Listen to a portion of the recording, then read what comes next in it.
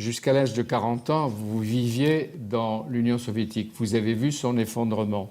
Et vous participez, vous, activement, à la renaissance de la Russie. Qu'est-ce que vous voulez?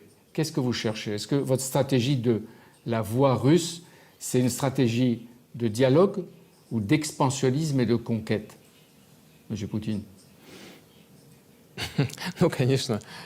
Non, bien sûr, je suis persuadé que dans le monde contemporain, une politique basée sur l'expansionnisme et les conquêtes n'a aucun avenir.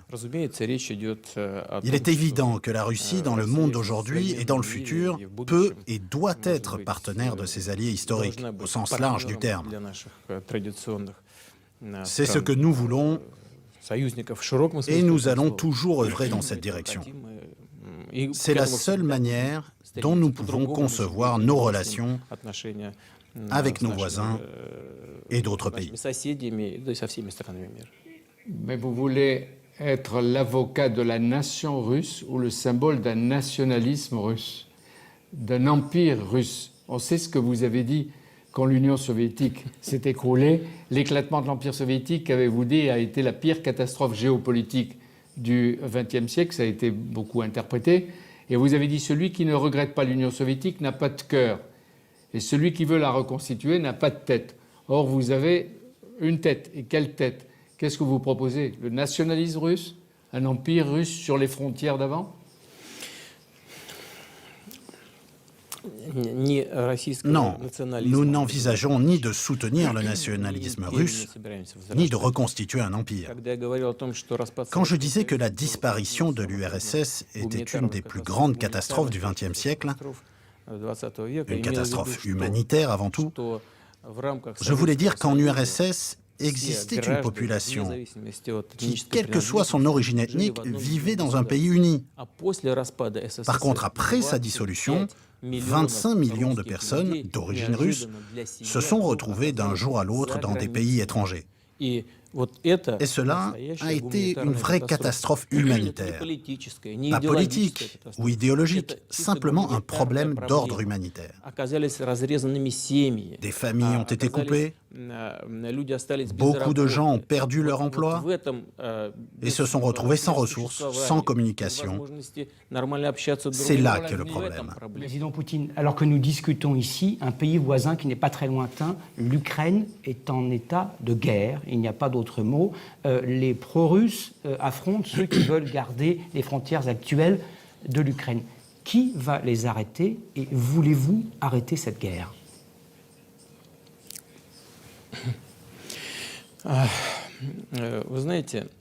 Vous savez, personnellement, je ne parlerai pas de ces gens-là comme des pro-russes ou des pro-ukrainiens. Il y a des personnes qui ont leurs droits politiques, humanitaires, et ils ont besoin de pouvoir les utiliser. Par exemple, en Ukraine, jusqu'à aujourd'hui, les gouverneurs de toutes les régions étaient nommés par le pouvoir central. Or, après le coup d'État inconstitutionnel qui a eu lieu à Kiev en février cette année, la première chose qu'a faite le nouveau pouvoir a été de supprimer le droit des minorités d'utiliser leur langue maternelle. Cela a provoqué une grande inquiétude chez une grande partie de la population en Ukraine de l'Est. Ça, vous ne l'avez pas accepté. Vous ne l'avez pas accepté. Mais est-ce que vous dites, Président Poutine, que nous sommes entrés dans une nouvelle phase de la guerre froide, même glaciale, entre l'Est et l'Ouest? Maintenant. Premièrement, j'espère qu'il n'y aura pas de nouvelle phase d'une guerre froide. Deuxièmement, et j'insiste là-dessus, les gens, où qu'ils vivent, ont des droits et doivent avoir la possibilité de les défendre. C'est seulement cela qui est en question. Les États-Unis affirment détenir la preuve que vous, la Russie, intervenez en Ukraine en laissant des combattants franchir la frontière et même en fournissant des armes à ce que les États-Unis appellent les sécessionnistes. Ils disent avoir des preuves. Vous croyez à ces preuves? S'ils ont des preuves, ils n'ont qu'à les présenter.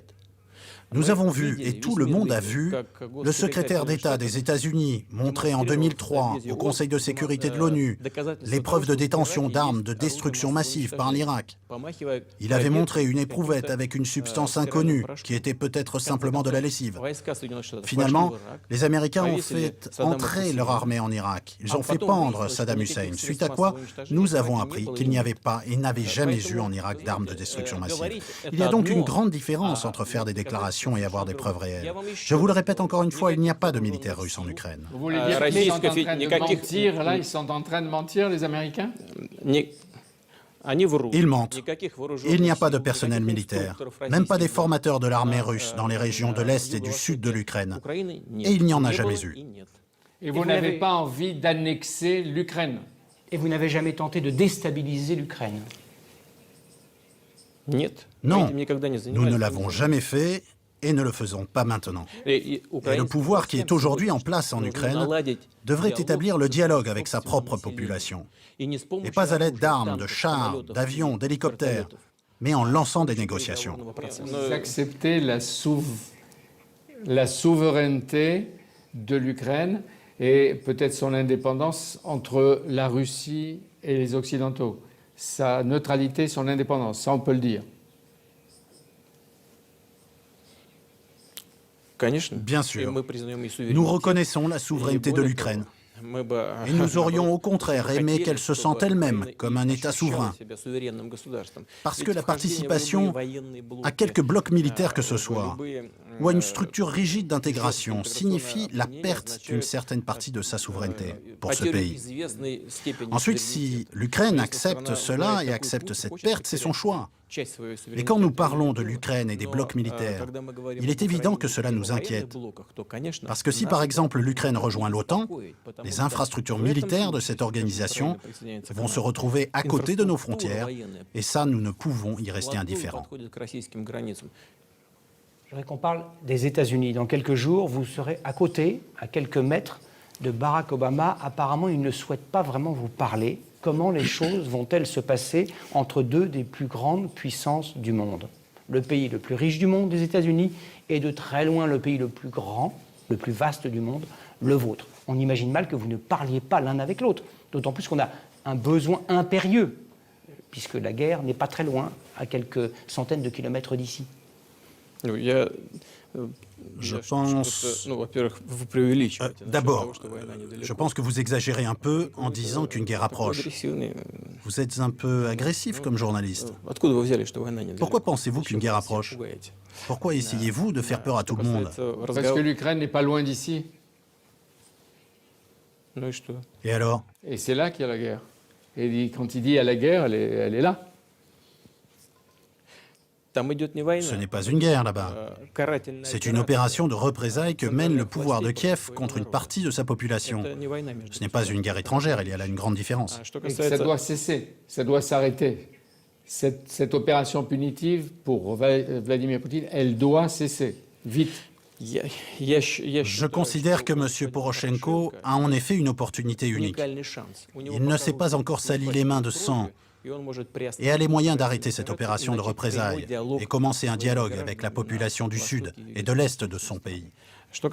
Quant à nos relations avec M. Obama, je n'ai pas oublié votre question, je n'ai aucune raison de penser qu'il ne souhaite plus du tout communiquer avec le président de la Russie. Mais c'est à lui de décider après tout. Je suis toujours prêt pour le dialogue, car le dialogue est le meilleur moyen de se comprendre. Jusque-là, nous étions toujours en contact, nous avons régulièrement parlé au téléphone.